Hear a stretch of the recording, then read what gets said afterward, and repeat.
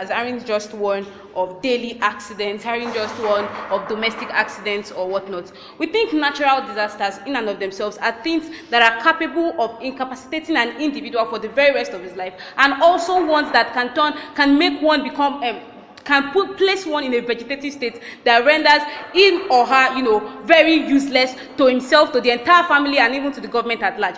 There are two things or two ways our matter would come. First, we'll have a preemptive matter. Secondly, would also be we'll have a substantive matter. But all this would come together to solve a primary question, which we think is a burden on the government. And the burden is, why is it justified for the government, to take such an action? So first things first, we are going to be examining some concepts here.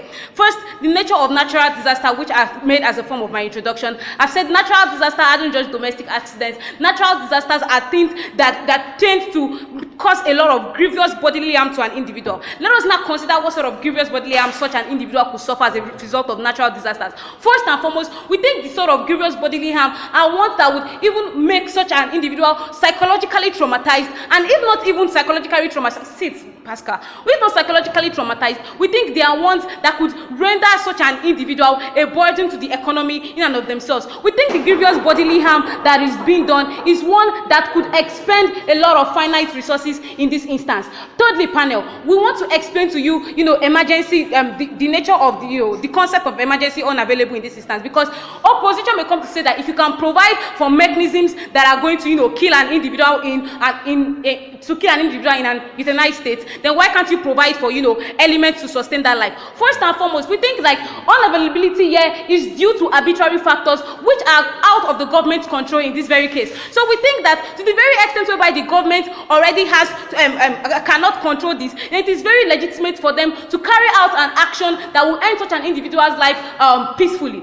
Also, panel, we think like opposition may want to talk about the ability of choice and how individuals have that choice to make. Even though they know they are going to die at the end, they have this choice to make. Panel, two things we say that choice doesn't even stand in this debate. First and foremost, we think like there is a coercion in this instance which will greatly influence their choice. We think that the government in and of themselves are neutral actors that can very much make these choices. Secondly, they also want to talk about why the relatives can't make these choices. We think the relatives in this instance, there may be conflict of interest amongst the relatives. Though this is an issue of pragmatics, we think it is something that doesn't necessarily, we think the conflict of interest which is going to cause which is also an element of delay, would negate the life which we seek to protect in this instance. You guys shut up when I'm done. I will take you when I'm ready. Panel, a third thing which you need to understand in today's debate is the element of delay. We think like this motion states that emergency and unavailable, and two things primarily result in an instance where there is natural disaster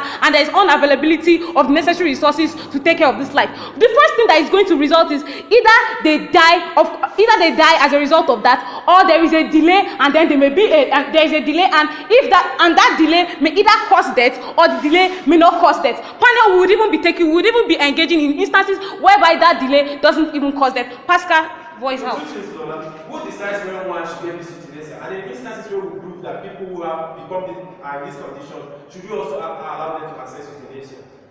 Panel, the House, I think it's very necessary we clear to Pascal that we are talking, the context in which this debate comes about is one of natural disaster, and we've made you understand that the government is the neutral actor. If you're paying attention more to me rather than focusing on how you are going to voice out your POI, you listen to me when I talk about how the government is a neutral actor in this instance. In my substantive matter, I'll be talking to you the moral status that have been conferred upon the government in this case. But first off, let us trash some things that opposition voices may come to talk about, which you think is going to be ridiculed. First and foremost, in our preemptive matter, we think they'll come and talk about the sanctity of life. And why do you think sanctity of life is very much nonsensical in today's debate? First and foremost, we think the quality of life is the construct upon which life is built itself. So that is why a poor man would think is as good as dead, because he has no financial resources to access, certain things that he should access, right? So we think the quality of life is very much necessary. Secondly, we think it is of high importance because people in vegetative states, in short, most often than not, there is always a debate as to why they should be euthanized, because their life as at that instance doesn't have any quality. quality. Secondly, panel, we think the quality of life on the second level is one that has been ridiculed, taken into instance of the natural disaster that has occurred in this instance. Sanctity of life will only come into place when you are healthy, when you are well, when you are well fitted. Sorry, there's a fitness primarily. We think all these things has been ridiculed by the effect of natural disaster, and we think the element of delay is one that plays out, which is going to lead to an eventuality of death. And as such, the sanctity of life in this instance does not play out. Secondly, the question which opposition bent to try to raise in this instance, panel still on preemptive matter, is should suffering be a metric to terminate life? Now, this is the response. We think it is subjected to the circumstance. To the extent whereby the pain can be taken away, we think termination is very much not a thing that should be done. But panel, take into cognizance the context whereby this debate is happening, a natural disaster, and then we just have an emergency. To the very extent whereby solution cannot be reached, and to the extent whereby solution cannot be reached, and all elements of excruciating pain is in place, it is best that we honor these victims by giving them an honorable death. Panel, now moving on, to